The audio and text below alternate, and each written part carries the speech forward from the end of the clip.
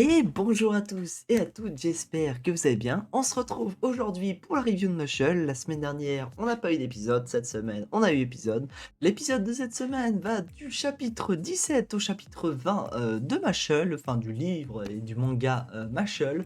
Voilà, et comme d'habitude, on va commencer par un court résumé de l'épisode, puis je donnerai mon avis sur l'épisode tout simplement. Cet épisode démarre donc avec Mushle qui est donc arrivé dans l'enceinte des Magalupius. Donc Mushle va tout simplement commencer à discuter avec le chef.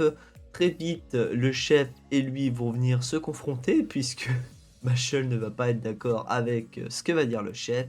Mushle va se confronter à un pantin qu'il va trouver pas trop difficile avec une petite touche d'humour comme d'habitude. Ensuite, il va avoir un autre pantin un peu plus costaud et il va voir du coup que le chef de cette Magalupius n'est pas si mauvais que ce qu'il pensait. Sauf que Mushle va venir prendre du coup la personne qui l'a écrasé, le gars de deuxième année qui était censé être un pantin et que du coup il a réussi à sauver en le battant, va aller l'amener à l'infirmerie tout simplement se barrant. Et le chef des Magalupius va aussi lui se rendre compte que Mushle n'est pas si mauvais que ça, puisque il pensait avoir récupéré sa pièce d'or, donc la seule pièce d'or que un première année a, et Mushle l'a tout simplement gardé en lui donnant un bouton de son pantin à la place. C'est là où du coup le chef de Magalupius va se découvrir que Mushle n'est pas si mauvais que ça et qu'ils vont avoir du coup un peu de soucis à se faire vis-à-vis de Mushle. Suite à ça, du coup, on va voir que le deuxième année va se réveiller, que les copains de Mushle sont en train de l'attendre dans sa chambre et que son colocataire est là en mode mais arrêtez de faire n'importe quoi chez nous. Suite à ça, Mushle va les rejoindre.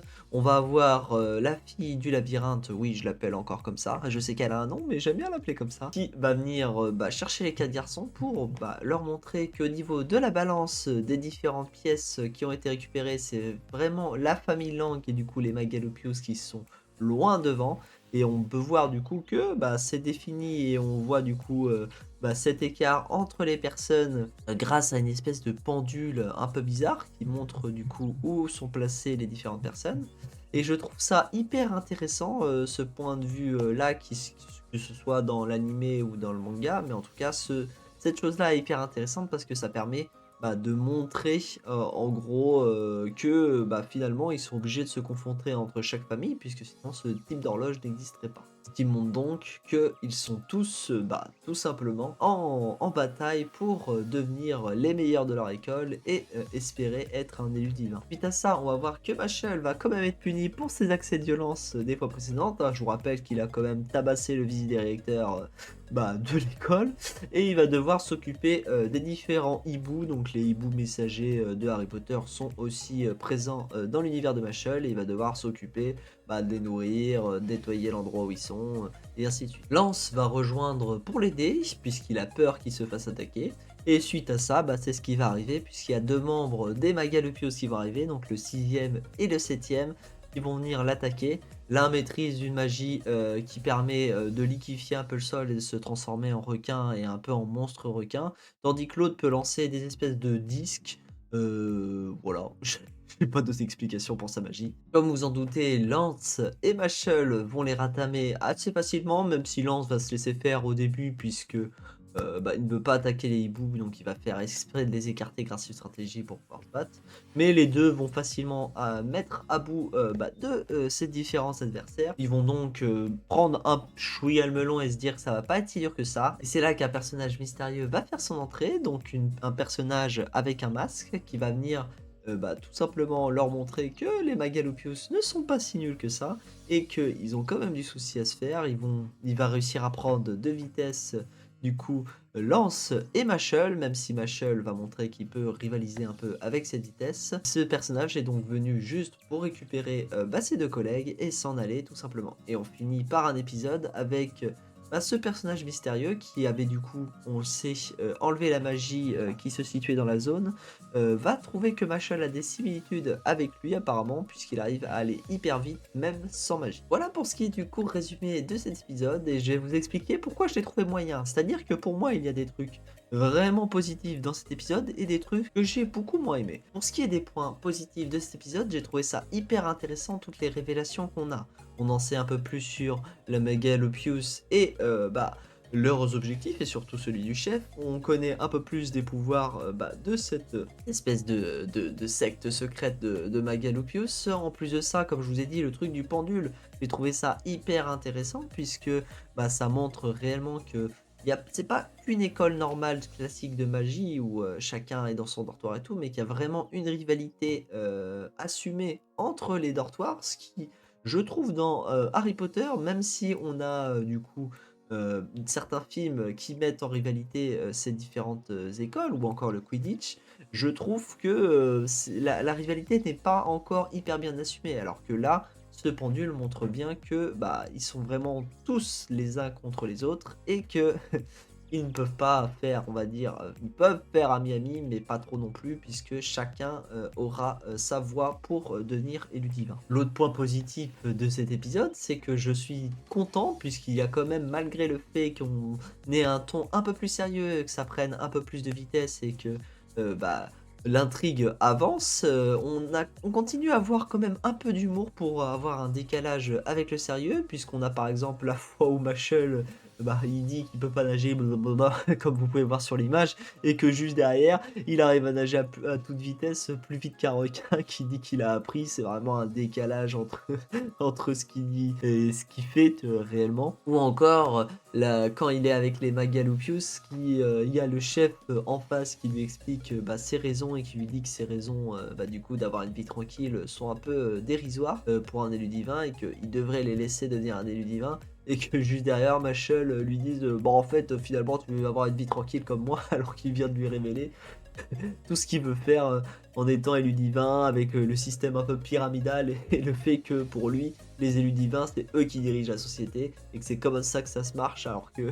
Machel, lui, il comprend ça comme au final, chacun vit comme il veut et tu veux avoir une vie tranquille, tu veux être en haut de la pyramide pour être tranquillos, quoi. Le dernier point positif de cet épisode, selon moi, c'est que la qualité de l'animation est toujours au top.